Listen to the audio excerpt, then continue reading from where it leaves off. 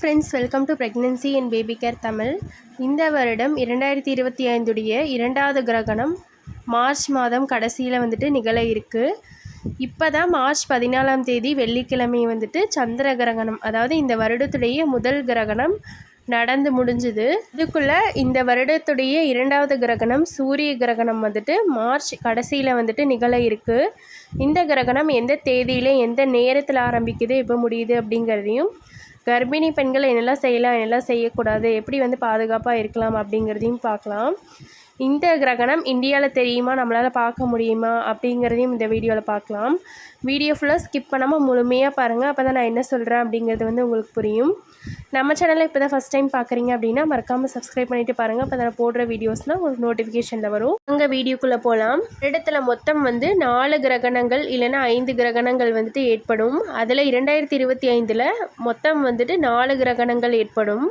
அதில் 2 சந்திர கிரகணங்கள், 2 சூரிய கிரகணங்கள். இப்போ தான் இந்த வருடத்துடைய ஃபஸ்ட்டு கிரகணம் நிகழ்ந்து முடிஞ்சுது.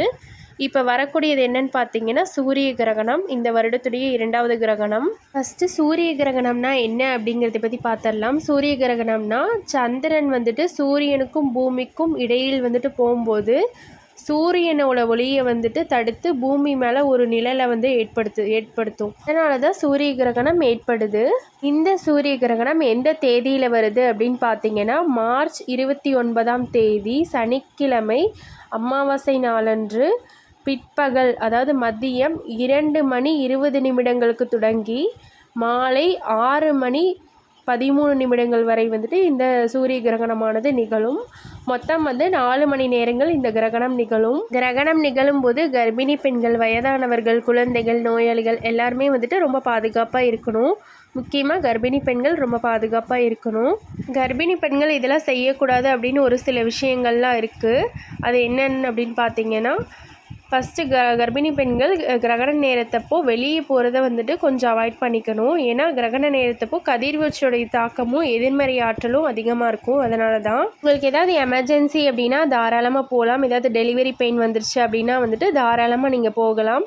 மித்தபடி அவாய்ட் பண்ணிக்கோங்க. ஏன்னா இந்த கிரகணம் மதியானம் நிகழ்கிறதுனால நீங்கள் ஸ்கேன், செக்கப் அதெல்லாம் காலையிலே நீங்கள் போயிட்டு வந்துடுவீங்க. அதனால் ஒரு பிரச்சனையும் இல்லை.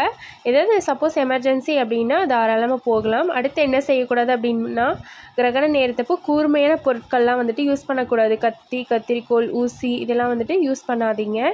ஏன்னா நான் சொன்ன மாதிரி எதிர்மறை ஆற்றல், நெகட்டிவ் எனர்ஜி அதிகமாக இருக்கும். அதனால தான் கூர்மையான பொருள், கத்தி வச்சு பழங்கள் கட் பண்ணுறது, காய்கறிகள் கட் பண்ணுறது இதெல்லாம் அந்த கிரகண நேரத்தப்போ மட்டும் தவிர்த்துக்கோங்க.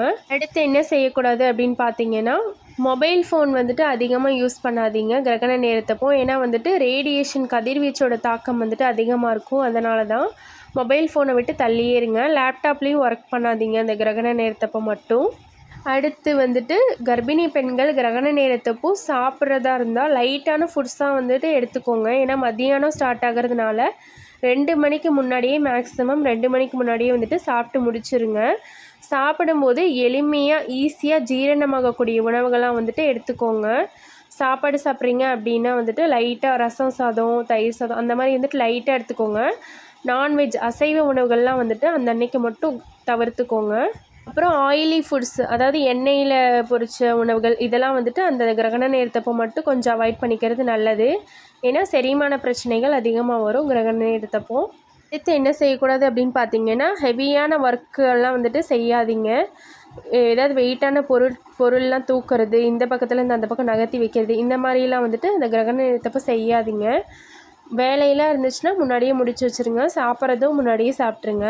நிறைய பேர் கிரகண நேரத்தப்போ சாப்பிடக்கூடாது, தண்ணி குடிக்கக்கூடாது அப்படிலாம் சொல்லுவாங்க. அதெல்லாம் செய்யலாம், ஒரு தப்பும் கிடையாது.